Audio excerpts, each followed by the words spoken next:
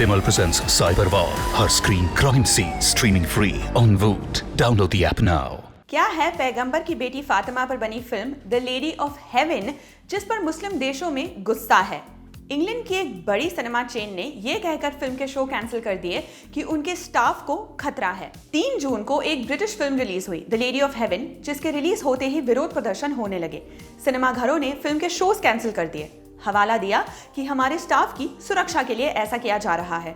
Critics ने इस film पर रेसिस्ट होने और ईश निंदा के आरोप लगाए।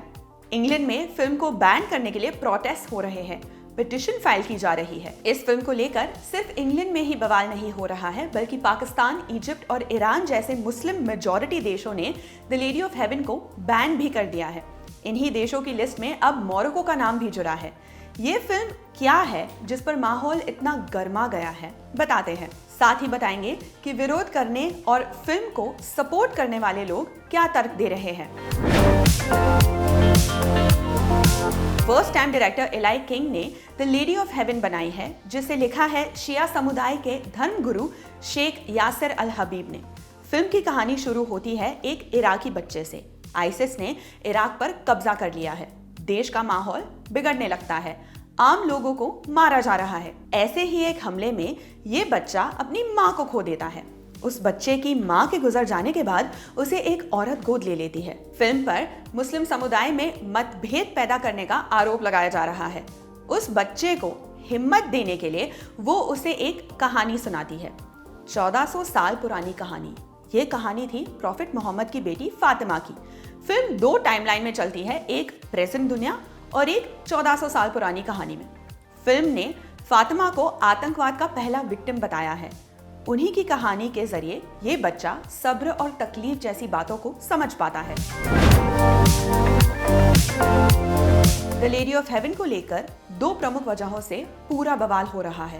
पहला तो फिल्म में प्रॉफिट मोहम्मद और उनकी बेटी फातिमा को दिखाया गया है, जिनके पोर्ट्रेयल की इस्लाम धर्म में मनाही है। हालांकि मेकर्स का कहना है कि उन्होंने प्रॉफिट मोहम्मद और फातिमा के लिए किसी भी एक्टर को साइन नहीं किया, उन्हें इन कैमरा और विजुअल इफेक्ट्स की मदद से बनाया गया है। मेकर्स ने फिल्म में फातिमा का चेहरा भी नहीं दिखाया। फिल्म पर मुस्लिम समुदाय को बांटने के भी आरोप लगे हैं। विरोध करने वालों का कहना है कि फिल्म में इस्लामिक हिस्ट्री के कुछ किरदारों की तुलना आईसिस के आतंकवादियों से की गई है। ये सभी किरदार सुन्नी समाज से थे और इस फिल्म को लिखा है एक शिया धर्मगुरु ने। इस वजह से भी हंगामा हो रहा है कि फिल्म के जरिए सुन्नी समाज की छवि खराब की जा रही है।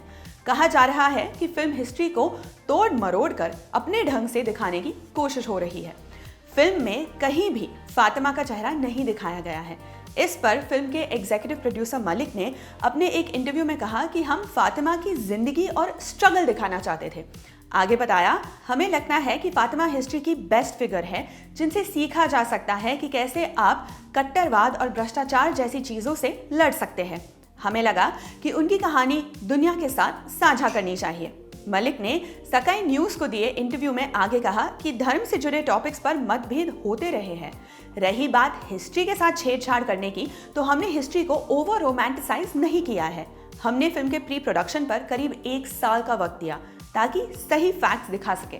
मलिक के मुताबिक लोगों को फिल्म की आलोचना करने की आज़ादी है और वो अपने ओपिनियंस रख सकते हैं, लेकिन इन विरोध प्रदर्शनों ने सीमा लांघ दी है। सिनेवर्ल्ड, एक ब्रिटिश सिनेमा घर कंपनी, दुनिया की दूसरी सबसे बड़ी सिनेमा चेन, 5 जून को इंग्लैंड के बर्मिंघम शहर में स्थित सिनेवर्ल्ड के सामने 200 लोग पहुंच गए। ऐसे ही प्रोटेस्ट बोल्टन और शेफील्ड जैसे शहरों में भी देखे गए, जिसके बाद सिनेमा वर्ल्ड ने एक स्टेटमेंट रिलीज किया। कहा कि द लेडी ऑफ हेवन के तमाम शोज कैंसिल किए जा रहे हैं। ऐसा हम अपने स्टाफ और कस्टमर्स की सुरक्षा को ध्यान में रखते हुए कर रहे हैं। ऐसा नहीं है कि पूरा इंग्लैंड मिलकर इस फिल्म के खिलाफ खड़ा हुआ है। मीडिया रिपोर्ट्स की माने तो कुछ मुस्लिम नहीं चाहते कि फिल्म पर बैन लगाया जाए। सरकार ने इस पूरे विवाद पर कोई ऑफिशियल स्टेटमेंट तो नहीं दिया, लेकिन उन्होंने इमाम कारी असीम को निकाल दिया है। इमाम कारी सरकार के इस्लामोफोबिया एडवाइजर थे। उन्हें 2019 में अपॉइंट किया गया था ताकि सरकार इस्लामोफोबिया को डिफाइन कर सके और मुसलमानों के प्रति बढ़ती नफरत पर काम कर सके। सरकार ने इमाम कारी को निकालते हुए कहा कि वो द लेडी ऑफ हेवन को बैन करने के कैंपेन को प्रोत्साहन दे रहे थे।